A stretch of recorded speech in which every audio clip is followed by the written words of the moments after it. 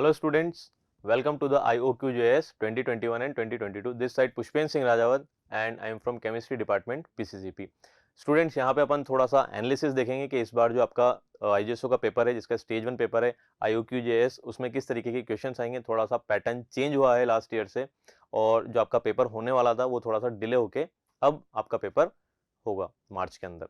तो यहाँ पे अपन स्टार्ट करेंगे, थोड़ा सा एनालिसिस देखेंगे और हल्का सा अपन यहाँ पे एक वैसे आपने बाकी सब्जेक्ट्स के अंदर बात करते हैं, आपके दूसरे रिमेनिंग साइंस सब्जेक्ट्स के अंदर आपने इसका एनालिसिस देख लिया होगा किसमें कितने क्वेश्चन आते हैं। वैसे अपन यहाँ पे केमिस्ट्री के अंदर भी देखेंगे किसमें किस टाइप के जो वेटेज है, किसमें ज़्यादा इंपॉर्टेंट है, कौन सा चैप्टर ज़्यादा मोस्ट इंपॉर्टेंट है। यहाँ पे अपन कुछ क्वेश्चंस ऐसे भी डिस्कस करेंगे जहाँ पे आपके क्वेश्चंस मैक्सिमम आउटपुट आप वहाँ से उन चैप्टर्स को करके आप ले सकते हैं। तो स्टार्ट करते हैं बच्चों IOQJS के बारे में। तो IOQJS क्या है बच्चों? That is the Indian olympiad qualifier in junior science. यहाँ पे बात करते हैं, this is the first level for the IGSO। पहले आपके 5 लेवल्स हुआ करते थे, बट जो आपका first level and second level है उन दोनों को कंबाइन करके यहाँ पे एक कंबाइंड लेवल बनाया गया, दैट इज द IOQJS। सो पहले आपके क्या हुआ करते थे बच्चों? 5 स्टेजेस हुआ करते थे, then it is replaced by the 4 stages. उसी के बारे में ये है आपका। तो कितने आपके स्टेजेस होते हैं, कौन कौन से होते हैं? तो first step is the IOQJS, that is Indian olympiad qualifier in junior science. Second is the OCSC, that is orientation come selection camp. Third क्या होगा आपका? PDT, that is pre departure training. And last one will be the IJSO, that is international junior science olympiad. तो इस तरीके से आपके 4 level के अंदर आपका ये IJSO पूरा तरीके से कंडक्ट होता है। नेक्स्ट बात करते हैं यहाँ पे आपके स्टेजेस 1 2 3 4 में क्या क्या रहता है। तो अगर मैं स्टेज 1 की बात करता हूँ तो अभी तो इसका फॉर्म जो आपका एग्जामिनेशन था वो आपका 2022 में होने वाला था, but due to some Covid situations ये थोड़ा पोस्टपोन हो गया था आपका, एंड फाइनली मार्च में आपका ये एग्जाम कंडक्ट होगा। तो यहाँ पे नियर अराउंड आपके इतने स्टूडेंट्स पार्टिसिपेट करते हैं इसके अंदर। थ्योरेटिकल टाइप के आपके ऑब्जेक्टिव एंड कुछ सब्जेक्टिव क्वेश्चन आते हैं, क्योंकि अपन ये पैटर्न डिस्कस कर रहे हैं प्रीवियस वाले के हिसाब से, जो कि अपना लास्ट ईयर जो पेपर था दैट इज इन द 2020 वाला, 2020 एंड 2021 वाला। तो स्टेज 2 के अंदर आपका होगा OCSC, सेम वही चीज़ है आपका। यहाँ पे एक्सपेरिमेंटल सेशन ये आपका मेन रहता है यहाँ पे। इसमें जो सेलेक्ट होते हैं वो स्टूडेंट्स आपके OCSC में जाएंगे। देन फाइनली आपके जो लास्ट स्टूडेंट्स हैं वो जाएंगे आपके PDT ट्रेनिंग में, और उन्हीं का क्या होगा? फाइनल आपका IJSO एग्जाम कंडक्शन होगा। इस तरीके से ये है। सो अभी अपन को स्टेज 1 के बारे में देखना है। स्टेज 1 में क्या होता है, किस तरीके के क्वेश्चंस आते हैं। तो आपका जो स्टेज 1 एग्जामिनेशन है स्टूडेंट्स, इस चीज को ध्यान से समझना। जो आपका स्टेज 1 एग्जामिनेशन है IOQJS में, उसमें आपके 2 पेपर होंगे। एक पेपर तो होगा आपका जो कि आपका NSE कंडक्ट कराएगा, that will B of the 75 minutes, यानी कि 1 hour 15 मिनट्स का आपका एग्जामिनेशन होगा। इस एग्जामिनेशन में आपको, जब आप इस एग्जामिनेशन को कंडक्ट कवर करेंगे पूरी तरीके से, आप इसको पास करेंगे, आपका जो क्वालिफायर मार्क्स है उसको जब आप ऑब्टेन करेंगे तब आप एलिजिबल होंगे इस एग्जाम को चेक करवाने के लिए। यानी कि मतलब क्या है इसका? आपको ये एग्जाम भी देना है, उसके बाद में आपको गैप मिलेगा, उसके बाद आपको ये सेकंड वाला जो एग्जामिनेशन है that is conducting by the INO। तो इस एग्जाम को जब आप करेंगे, दोनों एग्जाम आप करेंगे, लेकिन आपकी कॉपीज कब चेक होगी? ये वाली, जब आपके इसके अंदर क्वालिफायर मार्क्स आएंगे। तो स्टूडेंट्स आपको यहाँ पे क्वालिफायर मार्क्स तो लेके ही आने हैं, प्लस यहाँ पे आपको क्या करना है, यहाँ पे आपको सिलेक्शन के लिए आपको अच्छे मार्क्स लेके आने हैं। सो आपके 2 है, ये मैंने आपको बता ही दिया। 1 hour 15 मिनट्स का इसका एग्जामिनेशन है। सेकंड अगर मैं इसकी बात करता हूँ, यहाँ पे ये आपका 2 hours का होता है, that is of the 120 minutes. ये लिख रहा है बच्चों यहाँ पे 120 मिनट्स का ये है सब्जेक्टिव पार्ट लेवल आपका एग्जामिनेशन होगा। तो इस तरीके से आपको क्या करना है बच्चों, इसके अंदर मैक्सिमम स्कोर करना है, इसके अंदर भी आपको मैक्सिमम स्कोर करना है। जब इसका क्वालिफायर मार्क्स आपके आएंगे उसी के बाद आप क्या कर सकते हैं बच्चों, ये पेपर आपका चेक होगा at that time. So moving to the next slide, किस तरीके के आपके क्वेश्चन आते हैं। तो बच्चों अभी तक तो अपन ने जो क्वेश्चन पेपर को जो देखा है that is for the session 2020 and 2021। यहाँ पे आपका जो नेक्स्ट सेशन है उसमें आपका मैथमेटिक्स हट गया है। नंबर ऑफ क्वेश्चंस की अगर मैं बात कर रहा हूँ तो आपके ऑब्जेक्टिव एंड सब्जेक्टिव टाइप के क्वेश्चंस आएंगे, और वहीं पे अभी जो पैटर्न है वेटेज, अभी ये बताया गया है कि आपका जो वेटेज होगा तीनों साइंस में, जैसे साइंस के फिजिक्स, केमिस्ट्री एंड बायोलॉजी है, तीनों के इक्वल वेटेज होंगे। नंबर ऑफ क्वेश्चंस अभी डिसाइडेड नहीं है, वो आपको पता चलेगा पेपर के अंदर। सो नंबर ऑफ क्वेश्चंस जैसे कि है आपके 20 क्वेश्चंस यहाँ पे बता रखे हैं अपन ने, from taking the analysis from the previous year papers. Syllabus के लिए आप 9th एंड 10th का सिलेबस करेंगे। इसके अंदर भी कुछ जो आपके केमिस्ट्री के सब्जेक्ट से मेन केमिस्ट्री सब्जेक्ट्स में मेन चैप्टर से 9 10th के प्लस एक 11th का एक और चैप्टर आता है आपका, that is the study of gas laws. और बाकी के ये जो मोस्ट इंपॉर्टेंट चैप्टर्स है इनका वेटेज आपका सबसे ज्यादा रहेगा। तो किस तरीके से वेटेज है आपका, ये आपको वेटेज एनालिसिस दे रखा है जिसके अंदर से आपके जो मेन है वो कौन से हैं। जैसे एक तो है आपका मोल कंसेप्ट जो आपको करके ही जाना है, मेटल नॉन मेटल हो गया आपका, एसिड बेसिस हो गए, यहाँ पे आपके केमिकल रिएक्शंस हैं, केमिकल बॉन्डिंग यानी आपका जो केमिकल बॉन्डिंग 11th क्लास का जो सब्जेक्ट चैप्टर है। इसके अलावा आपका पीरियोडिक टेबल, ये कुछ चैप्टर्स ऐसे हैं जो कि आपके इंपॉर्टेंट कैटेगरी के अंदर अपन इनको यूज करते हैं।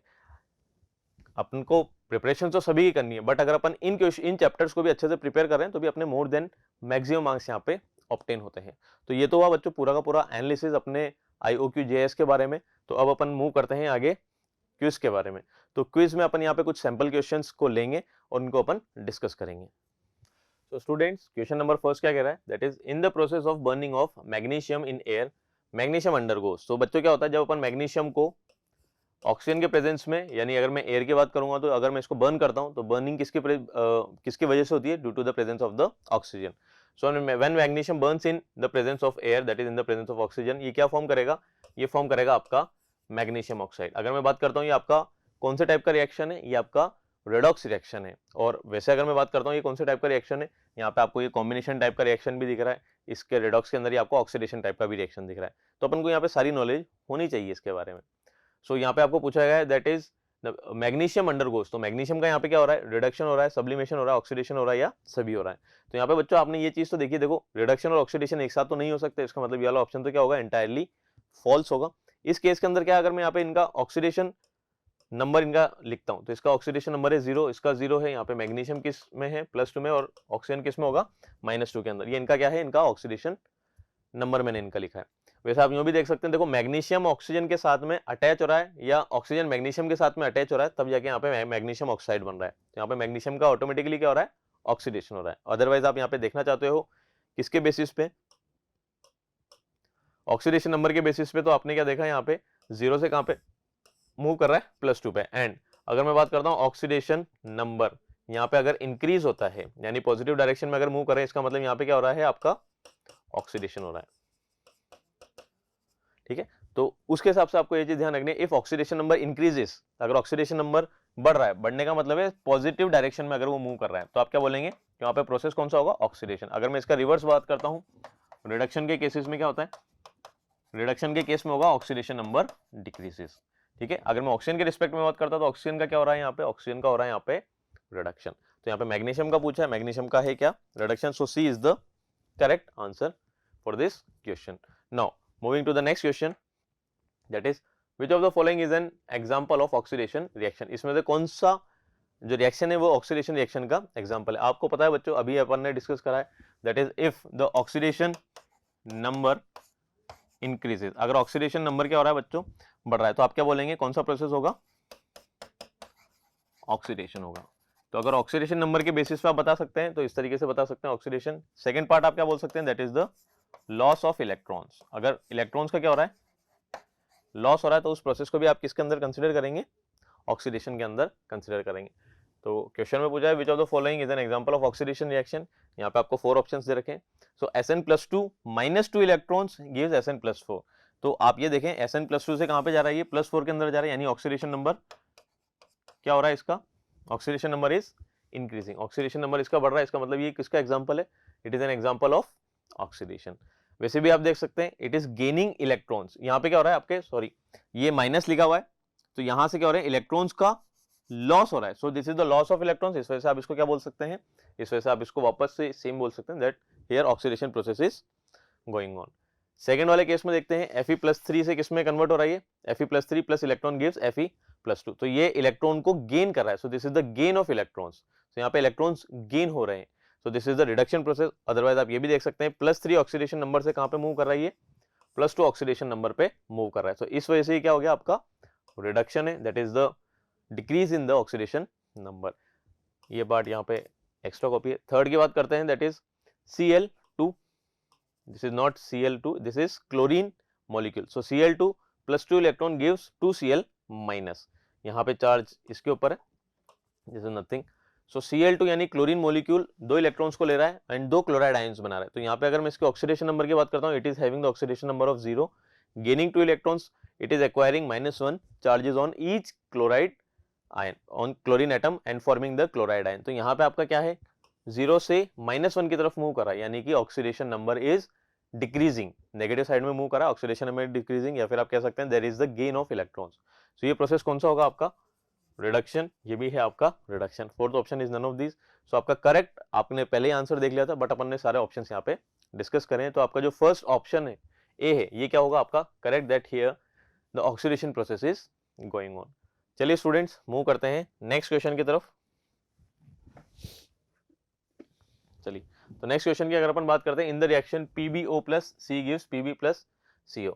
तो PbO क्या है आपका, that is compound lead oxide. तो ये कार्बन के साथ में कंबाइन होकर क्या बना रहा है, लेड प्लस कार्बन मोनोऑक्साइड। तो इस रिएक्शन के अंदर क्या हो रहा है, this is oxidise, this is acting as a reducing agent, oxidising agent, and this reaction does not represent a redox reaction. ये आपके 4 ऑप्शंस यहाँ पे आपको गिवन है। तो रेडॉक्स रिएक्शन पता लगाने के लिए अपन क्या करेंगे, यहाँ पे इनका ऑक्सीडेशन नंबर लिखेंगे। तो Pb किस फॉर्म में है आपका, इसका +2 ऑक्सीडेशन नंबर होगा, ऑक्सीजन का ऑक्साइड की फॉर्म में -2, कार्बन एलिमेंटल फॉर्म में 0 होगा, लेड एलिमेंटल फॉर्म में है तो इसका 0 है, कार्बन यहाँ पे किस में है -2, आपका ऑक्सीजन का है तो कार्बन का क्या होगा यहाँ पे +2 होगा। तो आप यहाँ पे आइडेंटिफाई करके इजीली पता लगा सकते हैं किसका ऑक्सीडेशन है किसका रिडक्शन है। कार्बन की अगर मैं बात करता हूँ, carbon is moving from 0 to +2, that is the loss of electrons या फिर gain of oxidation, increase of oxidation number. तो आप यहाँ पे बोल सकते हैं oxidation number is increasing, that is the process is oxidation. वैसे भी आप देख सकते हैं carbon is combining with the oxygen, so the process is oxidation. Lead oxide से ऑक्सीजन रिमूव हो रहा है, देखो तो लेड ऑक्साइड का पूरे का क्या होगा आपका, ध्यान रखना बच्चों, अगर मैं सिर्फ किसी एलिमेंट की बात करूंगा तो आपको ये चीज तो पता होनी चाहिए अपन किसकी बात कर रहे हैं, अदरवाइज आपका रिएक्टेंट साइड में बात करूंगा तो आपके पूरे कंपाउंड को आपको लेके चलना है। तो यहाँ पे वैसे तो आपका लेड का क्या हो रहा है, सिर्फ लेड का ही यहाँ पे क्या हो रहा है आपका रिडक्शन हो रहा है, बट इस रिएक्शन के अंदर लेड अकेला नहीं है, लेड आपका ऑक्सीजन के साथ में है, लेड ऑक्साइड की फॉर्म में। तो आप यहाँ पे क्या बोलेंगे कि यहाँ पे रिडक्शन किसका हो रहा है, लेड ऑक्साइड का रिडक्शन हो रहा है। सो +2 से किस में जा रहा है, ये 0 के अंदर जा रहा है, that is the oxidation number decreases. So इस वजह से आप इसको क्या बोलेंगे, रिडक्शन। सो इस प्रोसेस के अंदर क्या हो रहा है, Pb इज ऑक्सीडाइज, तो ये रिडक्शन प्रोसेस है। Carbon is acting as an oxidising agent, तो ऑक्सीडाइजिंग एजेंट वाली भी बात कर लेते हैं अपन। देखो बच्चों, जिसका ऑक्सीडेशन होता है वो दूसरे के लिए किसके जैसे बिहेव कर रहा है, it is behaving as a reducing agent, क्योंकि अगर कार्बन नहीं होता तो इसका रिडक्शन पॉसिबल नहीं हो पाता। सिमिलरली अगर PbO नहीं होता तो कार्बन का ऑक्सीडेशन पॉसिबल नहीं हो पाता। तो जिसका आपका रिडक्शन होगा वो किसके जैसे बिहेव करेगा, एज एन ऑक्सीडाइजिंग एजेंट, और जिसका आपका ऑक्सीडेशन होगा वो कैसे बिहेव करेगा, एज अ रिड्यूसिंग एजेंट। तो यहाँ पे है आपका carbon is acting as a reducing agent, oxidising agent, this is false. Carbon act as a reducing agent, तो कार्बन किसके जैसे बिहेव कर रहा है, carbon is behaving as a reducing agent. So option कौन सा सही होगा बच्चों आपका, option C will be correct. Now moving to the next question, that is if an iron rod is dipped into copper sulfate solution, that is CuSO4 solution, these are the options that is given to you, that is blue color is obtained if the solution turns red, brown layer is deposited on the iron rod, no change occurs in the color of the solution, and fourth is none of the above। तो पहले देखते हैं बच्चों copper sulphate solution. तो आपने ये solution के लिए बीकर बनाया, इसके अंदर कौन सा सॉल्यूशन है, that is CuSO4, aqua solution of CuSO4। Colour की बात करते हैं बच्चों, इसका कलर कौन सा होता है, कॉपर सल्फेट का इसका कलर होता है ब्लू कलर। तो क्या होगा जब आप इसके अंदर आयरन रॉड को डिप करेंगे, so when you put iron rod in this solution, क्या होता है बच्चों, यहाँ पे देखो आपका सॉल्यूशन की फॉर्म में तो यहाँ पे Cu+2 एंड SO4 2- आयंस की फॉर्म में आपका क्या प्रेजेंट है, यहाँ पे ये सॉल्यूशन प्रेजेंट है, यानी कॉपर के आयंस अलग है, सल्फेट के आयंस यहाँ पे अलग है। आयरन रॉड की मैं बात कर रहा हूँ बच्चों, this is the iron rod,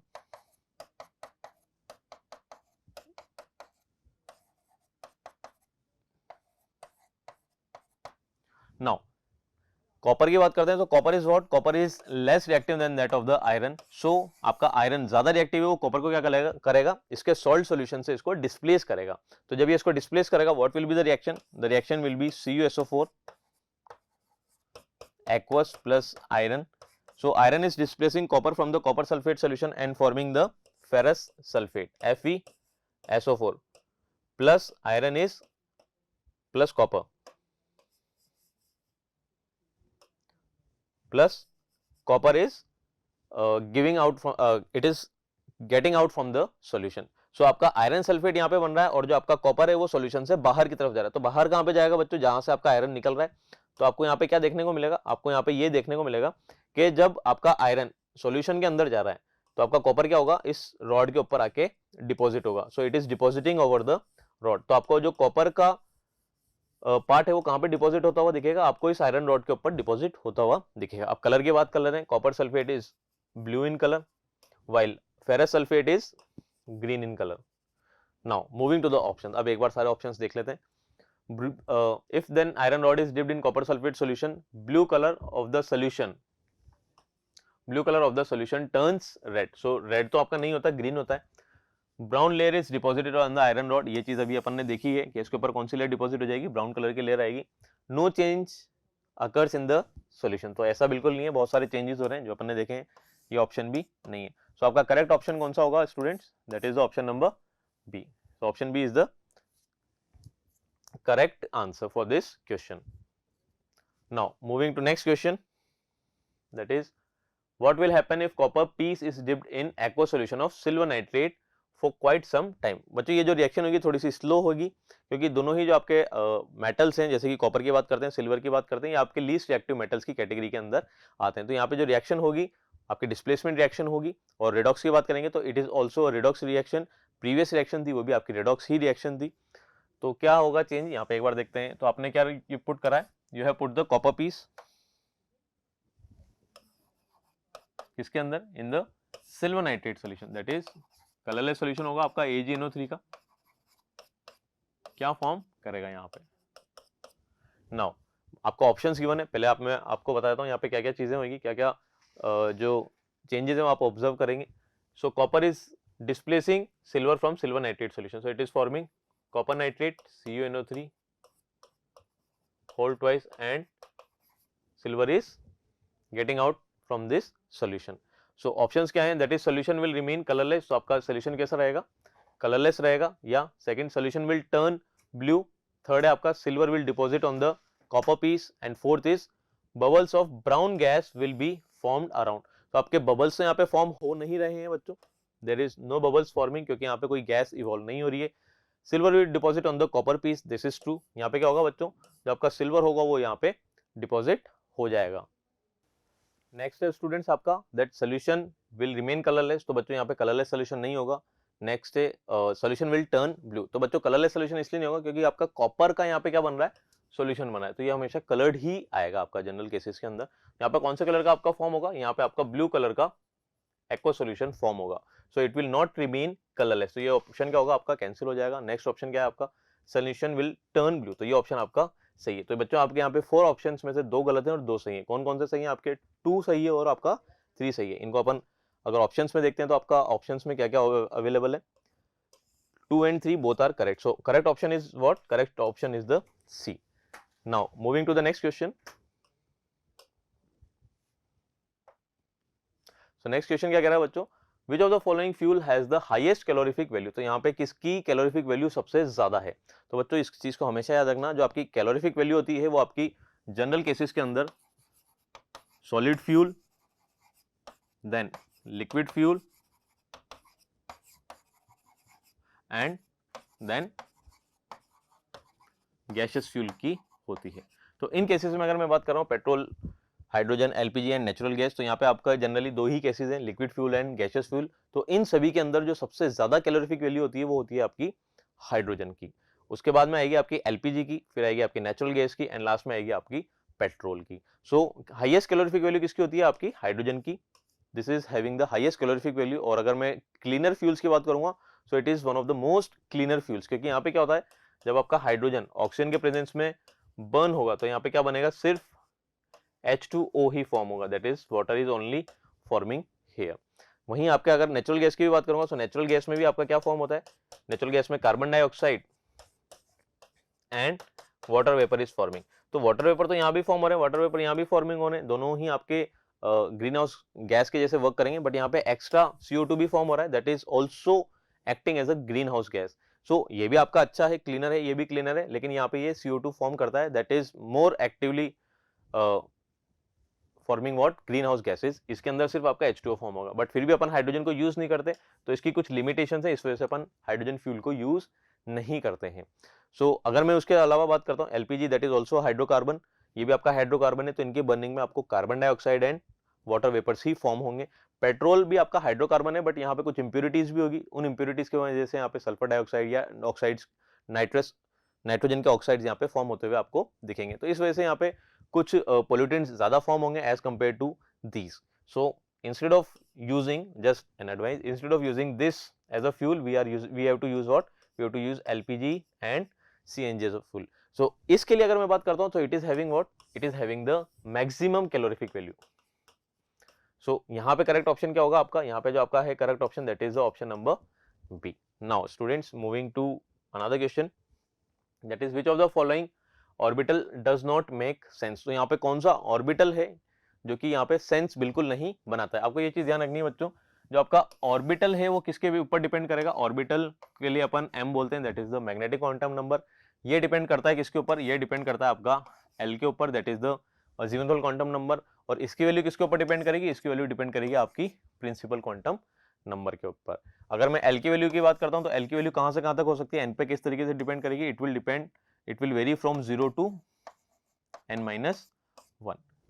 तो इस तरीके से जो आपकी N की वैल्यू होगी उसके बेसिस पे आपकी L की वैल्यू आएगी, और जो आपकी L की वैल्यू होगी उसके बेसिस पे आपके M की वैल्यू आएगी। तो मैग्नेटिक क्वांटम नंबर की वैल्यू किस तरीके से आएगी आपकी? It depends upon the value of L, that is कहां से कहां तक वेरी करेगा? -L2 + L including 0। तो -L2 0 टू +L ये आपका वेरी करेगा। नाउ कौन कौन से पॉसिबल नहीं है? अब देखते हैं बच्चों 3D। तो D के लिए बात करेंगे, for D that is L is equals to 2। तो अगर L2 है तो क्या ये 3 के लिए पॉसिबल है क्या? हाँ। अगर आपका N3 हो सकता है, सो अगर N3 है तो आपका L क्या हो सकता है? 2 हो सकता है। सो this is what, this is making sense, यानी ये आपका पॉसिबल है।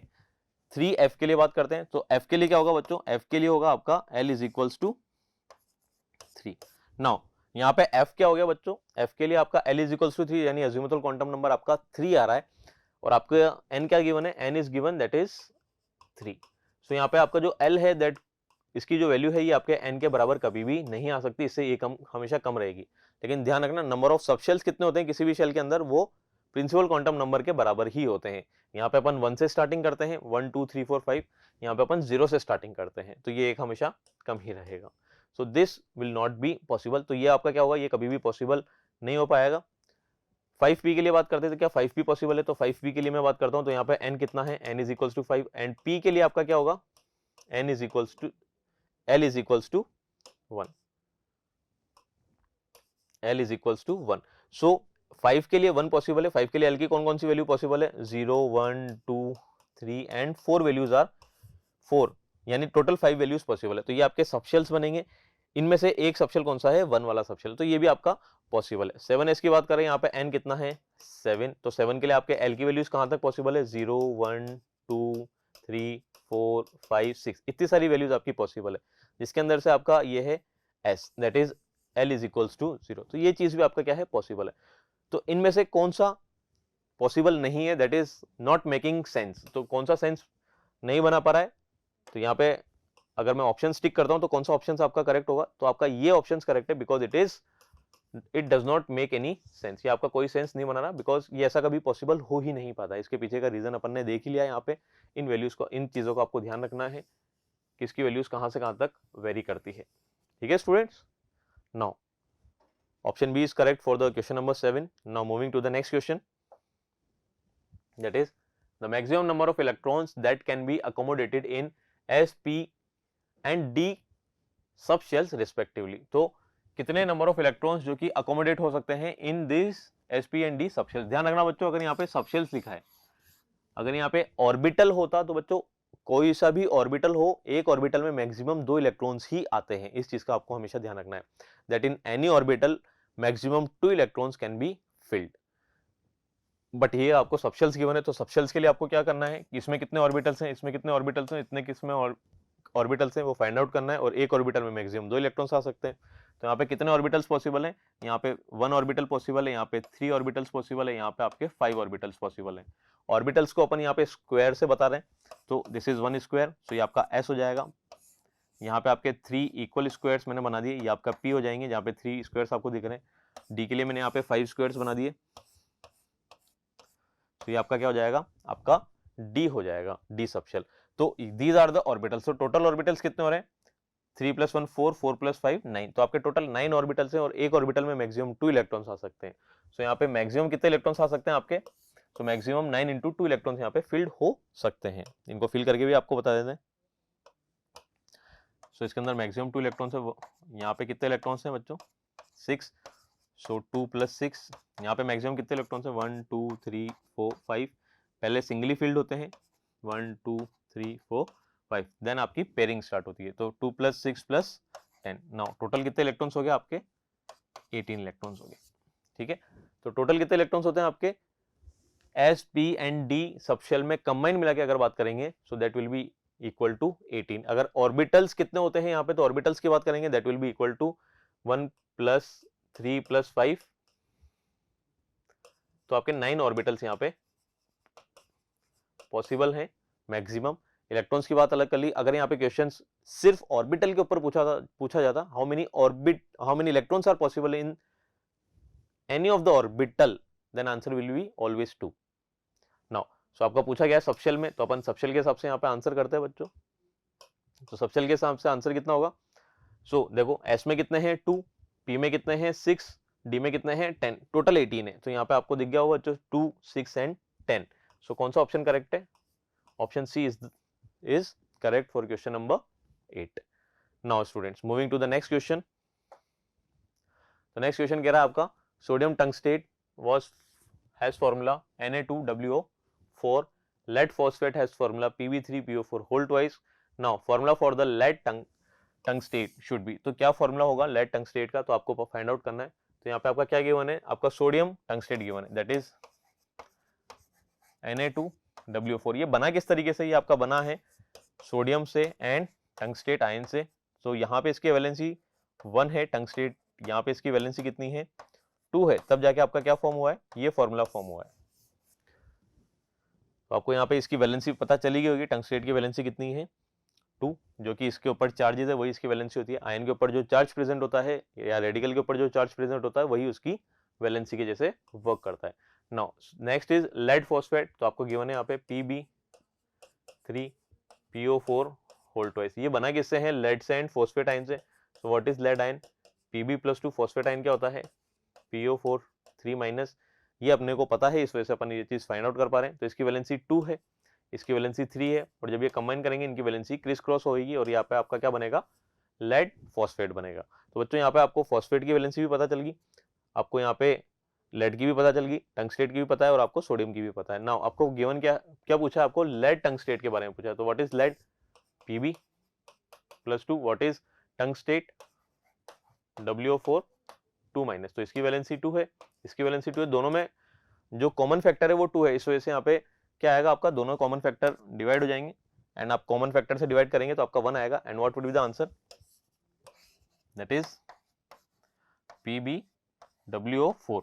जब अपन यहाँ पे किसी भी आयनिक कंपाउंड को लिखते हैं तो उसके अंदर अपन चार्जेस को शो नहीं करते, क्योंकि चार्जेस हमेशा बैलेंस्ड होते हैं। जैसे यहाँ पे अगर +1 होगा तो यहाँ पे -1 होगा, तो चार्जेस हमेशा बैलेंस होंगे, इस वजह से अपन आयनिक कंपाउंड में चार्जेस को शो नहीं करते हैं। तो यहाँ पे फॉर्मूला क्या बनेगा लेड टंगस्टेट का, दैट इज PbWO4। तो यहाँ पे अपन चेक कर लेते हैं, आपके 4 ऑप्शंस गिवन है। So what will be the correct answer, इन चारों ऑप्शंस को जब अपन देखेंगे तो करेक्ट आंसर आपका क्या होगा, आपका करेक्ट आंसर होगा ए, दैट इज PbWO4, जो कि अपना ऑब्टेन हुआ है।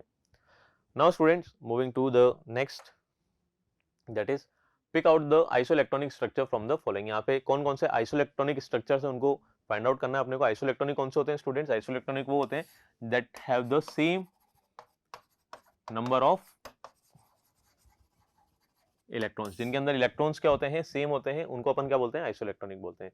किस तरीके से फाइंड आउट करेंगे स्टूडेंट्स, तो देखो यहाँ पे आपके चाहे कोवलेंट कंपाउंड से फॉर्म हो रहे हो या आपके आयनिक कंपाउंड से फॉर्म हो रहे हो, किसी भी पर्टिकुलर एटम के अंदर कितने इलेक्ट्रॉन्स प्रेजेंट है वही फाइनल एटम्स आपके कंपाउंड के अंदर प्रेजेंट होंगे, क्योंकि एक्स्ट्रा कोई इलेक्ट्रॉन कहीं से आया नहीं है, एक्स्ट्रा कोई इलेक्ट्रॉन कहीं पर लॉस नहीं हुआ है, चाहे एनी कंपाउंड का हो। एनी कंपाउंड में आपका क्या होगा, कैटाइन बनेगा और एनाइन बनेगा, यानी इलेक्ट्रॉन ट्रांसफर हो रहा है, ठीक है, कहीं जा नहीं रहा है। कोवलेंट में क्या होगा, म्यूचुअल शेयरिंग होगा। तो इस तरीके से आपको फाइंड आउट करना है। अब ये प्लस चार्ज है, इसका मतलब एक इलेक्ट्रॉन गया, अगर माइनस चार्ज होता है इसका मतलब एक इलेक्ट्रॉन एक्स्ट्रा आया है। तो इस तरीके से अपन निकालेंगे। तो यहाँ पे बात करते हैं CH3+ की। तो कार्बन के कितने इलेक्ट्रॉन्स हैं, कार्बन के टोटल 6 इलेक्ट्रॉन्स हैं। हाइड्रोजन के कितने इलेक्ट्रॉन्स हैं, 1, एंड टोटल यहाँ पे 3 हाइड्रोजन है। अब एक इलेक्ट्रॉन यहाँ से जा चुका है, इस वजह से प्लस का चार्ज है, तो यहाँ पे क्या लिखूंगा मैं, -1 लिखूंगा इलेक्ट्रॉन्स के लिए। तो टोटल नंबर ऑफ इलेक्ट्रॉन्स कितने हो रहे हैं यहाँ पे, 6 + 3 9, 9 - 1 8। So here 8 electrons are there.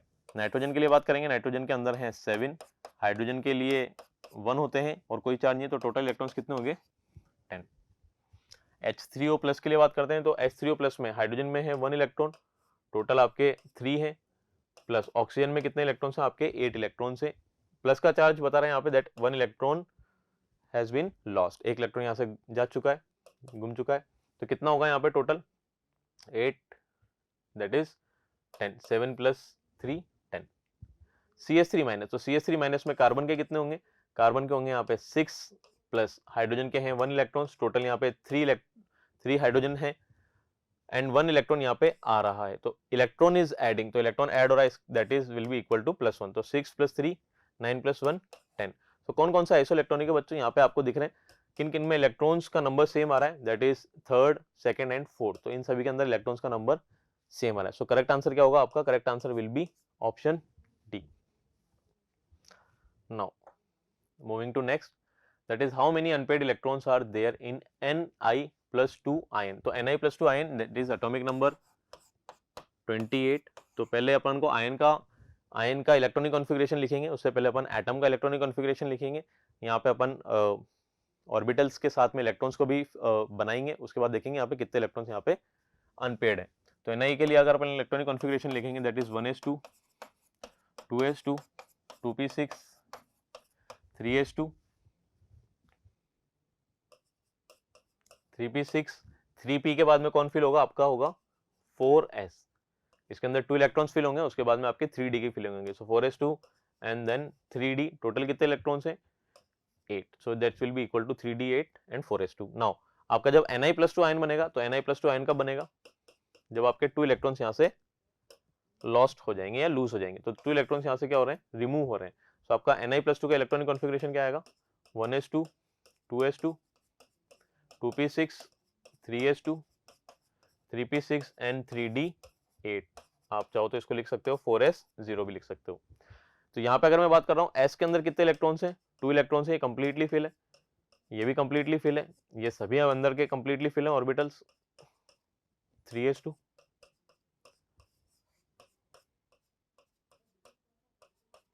3d8। तो अनपेड इलेक्ट्रॉन्स निकालने के लिए मैं इस तरीके से आपको बना के बता रहा हूँ, जहाँ पे आपको क्या दिख रहे हैं कि आपके सारे अंदर वाले जो ऑर्बिटल्स हैं वो पेयर्ड हैं। इसके लिए बात करते हैं अपन डी सबशेल के लिए, इसको मैं थोड़ा बड़ा बनाता हूँ, 1 2 3 4 5। यहाँ पे बात करते हो स्टूडेंट, यहाँ पे कितना हो रहा है, आपके कितने इलेक्ट्रॉन्स हैं, 8। पहले सिंगली फील्ड होते हैं, that Hund's rule of maximum multiplicity के हिसाब से। तो सिंगली फील्ड करेंगे 1 2 3 4 5, फिर इनको पेयरिंग करेंगे 6 7 एंड 8। तो यहाँ पे आपने देखा बच्चों, ये सारे के सारे क्या है, these all are the paired electrons, ये सारे ही आपके कैसे हैं, पेयर्ड हैं, ठीक है। और बाकी के जो दो आपके इलेक्ट्रॉन्स बच रहे हैं कैसे हैं, दीज आर अनपेयर्ड इलेक्ट्रॉन्स। तो कितने आपके अनपेयर्ड इलेक्ट्रॉन्स पॉसिबल है यहाँ पे, तो कितने अनपेयर्ड इलेक्ट्रॉन्स है students, that is only 2 unpaired electrons are there. So option C is correct for question number 11। Now moving to next, that is the colour of the chemical that changes when it is left open in the sunlight. So अगर मैं FeSO4 की बात कर रहा हूँ, सो इसको decomposition होने के लिए ज्यादा एनर्जी की रिक्वायरमेंट है, तो ज्यादा एनर्जी की यहाँ पे रिक्वायरमेंट है, तो ये सनलाइट की एनर्जी से डिकम्पोज नहीं होगा, सो इसका कलर चेंज नहीं होगा। यहाँ पे PbNO3 की बात करेंगे, तो इसको भी बहुत ज्यादा हीट एनर्जी की रिक्वायरमेंट है डिकम्पोज होने के लिए, तो ये भी आपका डिकम्पोज नहीं होगा। लेकिन वहीं अगर मैं AgCl की बात कर रहा हूँ, सो AgCl इज फोटोसेंसिटिव। अगर यहाँ पे मैं सनलाइट की प्रेजेंस की बात करता हूँ, तो क्या होगा, ये it will decompose to form silver and it liberate the chlorine gas. So किसका कलर चेंज हो रहा है, अगर मैं बात करता हूँ AgCl, that is white in colour, it will changes to grey colour of the silver. तो ये अपन आगे क्वेश्चंस में भी देखेंगे, इस चीज को ध्यान रखना स्टूडेंट्स। आपका करेक्ट आंसर क्या होगा? Correct answer will be option C. Now moving to next, that is when a complex white compound X is placed under sunlight it turns gray। तो बच्चों जब मैं इसको सनलाइट के अंदर रखूंगा इस व्हाइट कलर कंपाउंड को, it will change its color to the gray color। give the name of the reaction and write the balanced chemical equation। तो बच्चों यहाँ पे अपने को इसका नेम भी देना है और इक्वेशन को बैलेंस करके भी लिखना है। यहाँ पे ये सब्जेक्टिव टाइप क्वेश्चंस आपके आ चुके हैं स्टूडेंट्स। तो किस तरीके से अगर मैं बात कर रहा हूँ एक्स की, तो व्हाट इज एक्स अपन ने अभी प्रीवियस क्वेश्चन में देखा है। तो आपका AgCl which is white in colour, it is solid in the presence of sunlight, that is Hnu। आप चाहो तो यहाँ पे बच्चों सनलाइट भी लिख सकते हो या Hnu भी लिख के आप इसको बता सकते हो। H is the Planck's constant and nu is the frequency of the wave। Now किस में कन्वर्ट हो रहा है आपका? That is converting in Ag, that is silver and chlorine gas is liberated out। So ये आपका सॉलिड है। Colour के लिए मैं बात करता हूँ बच्चों, कलर क्या होंगे यहाँ पे? This is white in color, this is grey in color। So ये आपकी रिएक्शन होगी। यहाँ पे जो कंपाउंड है X वो क्या होगा? Compound X will be silver chloride. तो आपको पूरा लिख के बताना है that compound X is what, it is white in colour, it is silver chloride. ये आपकी इक्वेशन है but it is not balance, क्योंकि आपको यहाँ पे बैलेंस इक्वेशन लिखनी है। तो इसको बैलेंस करने के लिए आपको क्या करना है? एटम्स को बैलेंस करना है, दोनों side, reactant and product side. तो Ag is balanced on both the side, but here chlorine के कितने एटम्स है? 2 एटम्स है। यहाँ पे क्लोरीन का 1 एटम है, तो यहाँ पे मेरे को इसको 2 स्टोइकियोमेट्री से मल्टीप्लाई करना पड़ेगा एंड यहाँ पे भी Ag को 2 से करना पड़ेगा, सो दैट यहाँ पे जो सिल्वर बाद में जब अनबैलेंस हो गया था उसको भी मैंने बैलेंस कर दिया है। तो ये आपकी बैलेंस केमिकल इक्वेशन है। तो स्टूडेंट्स आपने यहाँ पे सभी के आंसर दे दिए। Name of the reaction, name reaction की बात करेंगे, सो दिस इज डिकम्पोजिशन, और since it is decomposing in the presence of sunlight, तो this is photo sensitive reaction. तो अपन यहाँ पे लिखेंगे कौन सी रिएक्शन है? This is photo decomposition reaction. कौन से टाइप की रिएक्शन है student? This is photo decomposition reaction. चलो मूव करते हैं नेक्स्ट क्वेश्चन की तरफ। तो नेक्स्ट क्वेश्चन क्या कह रहा है? What happens when electric current is pass through the slightly acidic water. तो स्लाइटली एसिडिक वाटर आपका क्या है? That is H2O। इसके अंदर जब मैं इलेक्ट्रिसिटी को पास करूंगा, तो इलेक्ट्रिसिटी को पास कर रहा हूं यानी कि इसके अंदर से करंट को पास कर रहा हूं। तो चाहो आप यहाँ पे क्या लिख सकते हो? इलेक्ट्रिसिटी लिख सकते हो या फिर आप सिंपल I भी लिख सकते हो। I भी यहाँ पे क्या डिनोट कर रहा है? That current is passing in this solution. ठीक है, सो स्लाइटली एसिडिक सॉल्यूशन होगा, आयंस का मूवमेंट होगा। यहाँ पे क्या फॉर्म होगा? यहाँ पे आपका हाइड्रोजन गैस लिबरेट होएगा और यहाँ पे आपका ऑक्सीजन गैस लिबरेट होगा। दोनों गैसेस यहाँ पे लिबरेट होंगे। ये जो पर्टिकुलर रिएक्शन है स्टूडेंट, इसको अगर मैं बैलेंस करके लिखूंगा, तो ये मैंने इक्वेशन को बैलेंस भी कर दिया, तो आपकी ये क्या होगी? इक्वेशन बैलेंस होगी। सो व्हाट हैपेंस, तो आपको आंसर लिखना है that on passing electricity through the slightly acidic water, hydrogen gas and oxygen gas is formed in the ratio of 2:1। किस रेशियो में फॉर्म हो रही है? By volume. अगर मैं यहाँ पे ऑक्सीजन गैस और हाइड्रोजन गैस का रेशियो देखूंगा, तो मेरे को दिख रहा है जितनी ऑक्सीजन गैस लिबरेट होगी उससे डबल वॉल्यूम में आपका क्या होगा? हाइड्रोजन गैस भी वहां पे लिबरेट होगी। और ये जो रिएक्शन है ये कौन सी टाइप की रिएक्शन होगी? दिस इज इलेक्ट्रिक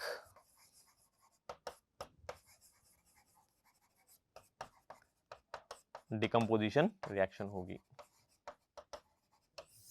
ठीक है स्टूडेंट, सो इस तरीके से आपको आंसर लिखना है। सब्जेक्टिव टाइप में सब्जेक्टिव आंसर्स लिखना है, ऑब्जेक्टिव में आपको ऑब्जेक्टिव आंसर्स देके आगे के क्वेश्चंस में मूव करना है। तो इस तरीके से स्टूडेंट्स आपको क्वेश्चंस अटेम्प्ट करने हैं। कुछ क्वेश्चंस मैंने यहाँ पे लिए थे सो दैट आपको थोड़ा हिंट लगेगा। यहाँ पे मैंने कुछ कंसेप्ट्स भी क्वेश्चंस के साथ में डिस्कस करे हैं एक्स्ट्रा टाइम लेके, सो दैट आपको जो कंसेप्ट आपका वीक होगा वो भी आपका थोड़ा स्ट्रॉन्ग हो जाएगा। अच्छे से प्रिपेयर करना है आपको एग्जाम के लिए। क्वेश्चंस को इतना टाइम नहीं लगाना, ये मैंने आपको टाइम दिया है क्योंकि मैं आपको ये चीज़ समझा रहा हूँ।